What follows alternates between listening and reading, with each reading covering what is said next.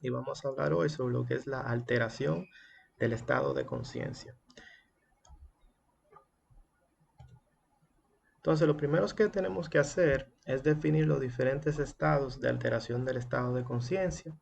Tenemos que la somnolencia es un paciente que está dormido y tú lo llamas, se despierta e inmediatamente se vuelve a dormir.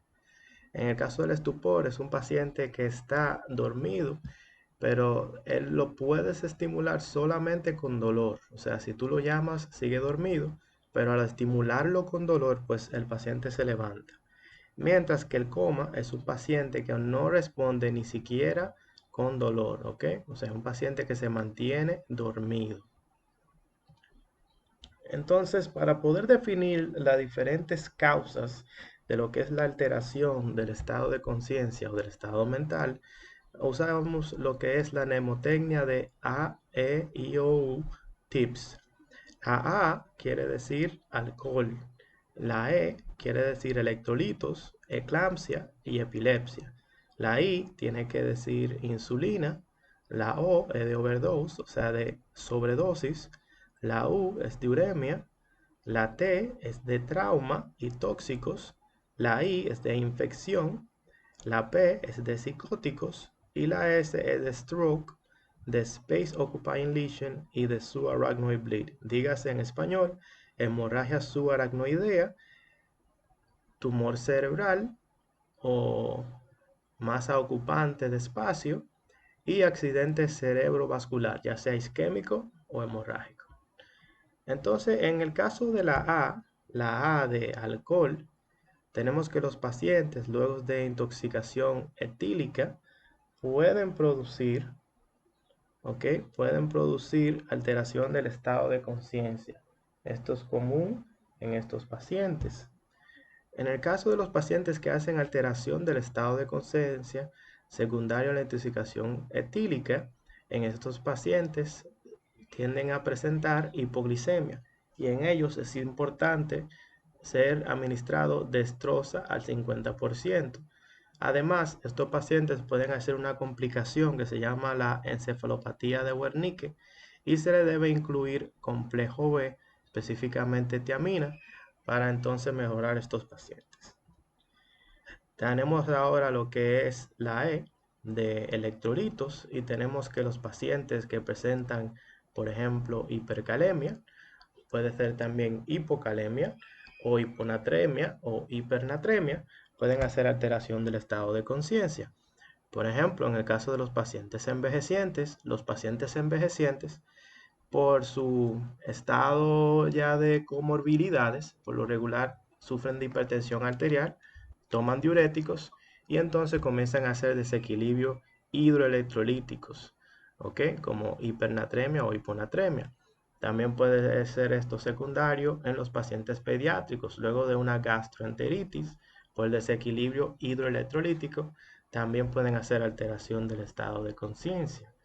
También tenemos los pacientes con insuficiencia renal. Los pacientes con insuficiencia renal acumulan el potasio en su cuerpo y pueden hacer hipercalemia y esto será la causa de su alteración del estado de conciencia. Cada caso pues se tratará de manera diferente.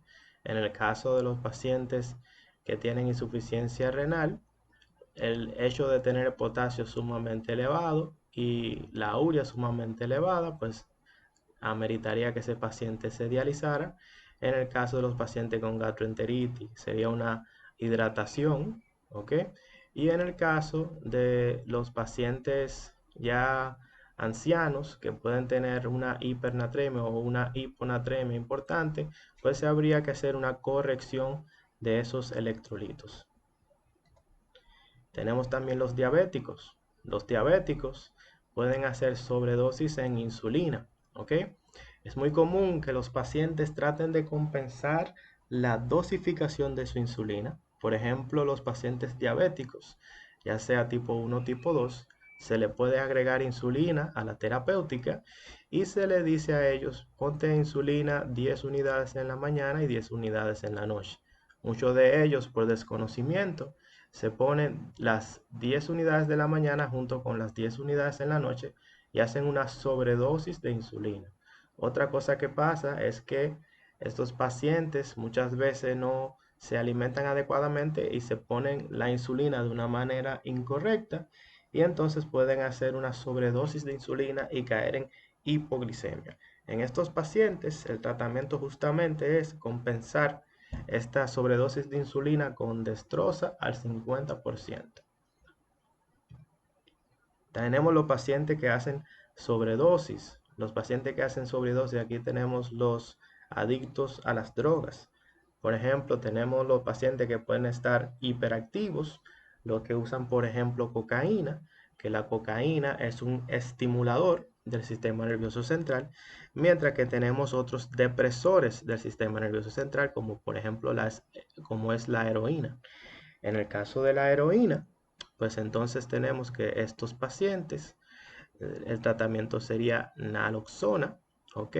Podemos identificar estos pacientes porque todos sus signos vitales van a estar deprimidos, normalmente están hipotensos, bradicárdicos, bradicneicos, estuporosos y tienen estigma de venopunción en sus brazos, o sea, que tienen estigma de que se canalizan constantemente.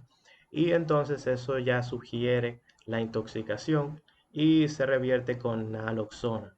En el caso de los pacientes que están intoxicados por cocaína, uno debe de calmar esos pacientes de manera medicamentosa. Utilizamos, por ejemplo, benzodiazepinas en esos casos.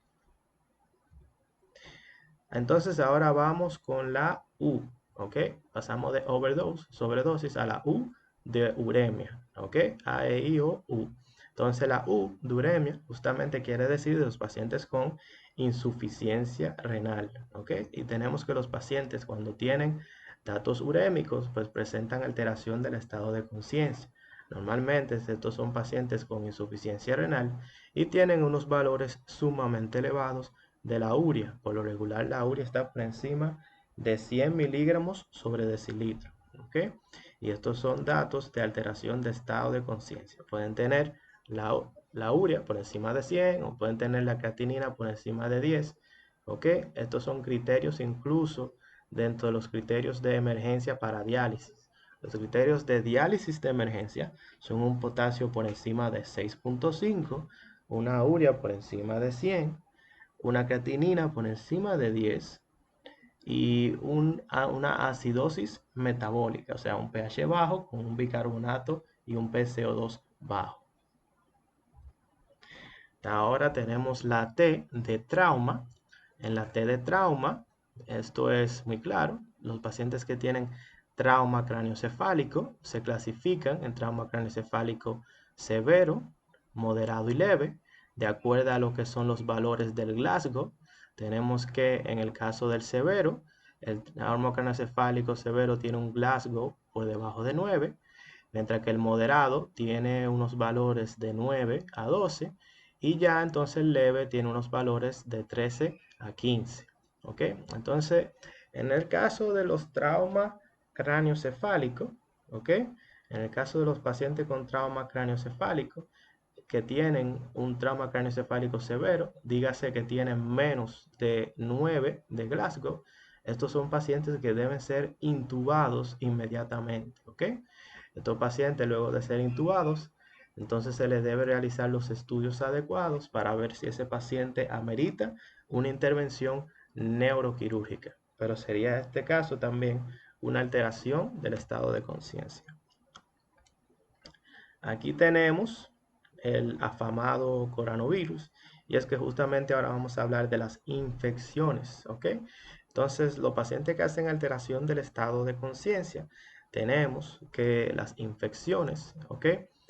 Pueden también hacer alteración del estado de conciencia. Normalmente cuando presentamos alteración del estado de conciencia secundario a infecciones, esto es porque el paciente ya está haciendo una infección severa. Normalmente tiene una sepsis, ¿ok? Que es una infección severa huésped microorganismo que también se puede complicar luego de que ese paciente ha sido hidratado y no responde a la hidratación y por lo tanto necesita aminas, pues entonces ya en ese caso hablaríamos de un shock séptico. Tanto la sepsis como el shock séptico pueden hacer alteración del estado de conciencia. En este caso, pues se trataría como una sepsis. La sepsis es sumamente importante lo que es el apoyo hemodinámico con la hidratación, y si no responde con hidratación, pues con aminas. Y claro, la piedra angular, que sería la antibioterapia para tratar la infección. Entonces ahora llegamos a lo que es la P de psiquiátricos, ¿ok?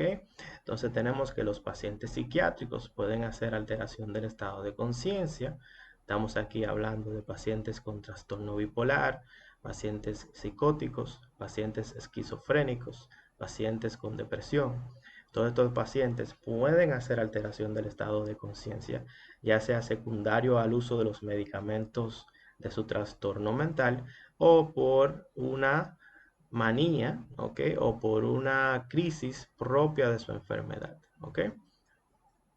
Recordemos que en el caso de los trastornos psiquiátricos, estos pacientes son pacientes de descarte. ¿Qué quiero decir con descarte? Que para poder diagnosticar un trastorno psiquiátrico, sobre todo en los pacientes que aún no ha sido diagnosticado por un psiquiatra, estos pacientes deben ser excluidos todas las causas reversibles orgánicas de alteración del estado de conciencia. En estos casos, tenemos pacientes que tenemos que descartar con una tomografía un accidente cerebrovascular, tenemos que descartar neurotoxoplasmosis, son VIH positivos, tenemos que descartar que tengan un tumor cerebral, que tengan meningitis, encefalitis, alteraciones del equilibrio ácido-base, alteraciones hidroelectrolíticas, y luego de descartar pues todo lo orgánico, podemos entonces decir que es un trastorno psiquiátrico. Entonces ahora llegamos a la S. En la S recordemos que es stroke, o sea, accidente cerebrovascular. Tenemos la S de Space Occupying Lesion, o sea, masa ocupante de espacio. Y tenemos la S de subarachnoid bleed, o sea, de hemorragia subarachnoidea. Todas estas son causas de alteración del estado de conciencia. Fíjense aquí en esta tomografía de cráneo donde podemos ver esta área gris que se llama en tomografía hipodensa, y esta área blanca que se llama tomografía hiperdensa. Esto que estamos viendo aquí es un accidente cerebrovascular isquémico que, dependiendo su grado de complejidad, puede ir desde hemiparesia, monoparesia, disartia, hasta inclusive alteración del estado de conciencia, que puede ser estuporosa o comatosa.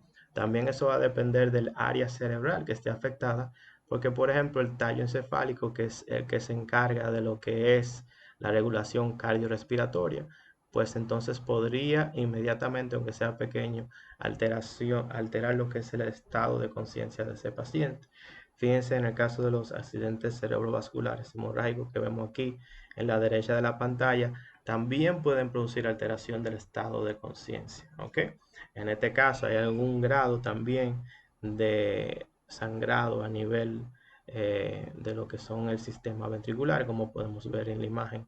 Entonces estos datos también son importantes. Tomar en cuenta que tanto el isquémico como el hemorrágico pueden presentarse con alteración del estado de conciencia. También aquí en la S tenemos los que son las lesiones ocupantes de espacio. Fíjense aquí como hay una lesión ocupante de espacio. Esa lesión ocupante de espacio podría ser un tumor, pero también podría ser un absceso cerebral, ¿ok? O podría ser una neurotoxoplasmosis. Todo va a depender del contexto clínico del paciente. Si el paciente es un VIH positivo, pues entonces estaríamos hablando de una neurotoxoplasmosis. Pero si fuera un paciente que tuviera una meningitis que se ha complicado y no ha respondido bien a la antibioterapia, pues es probable que sea un absceso cerebral. Pero si es un paciente que tiene cáncer de pulmón, y ese cáncer de pulmón ahora debuta con alteración del estado de conciencia, pues en este caso estuviéramos hablando de un paciente que tuviera una metástasis y tuviera una lesión ocupante de espacio, probablemente de naturaleza metastásica. O sea que todo va a depender del contexto clínico del paciente. ¿Ok?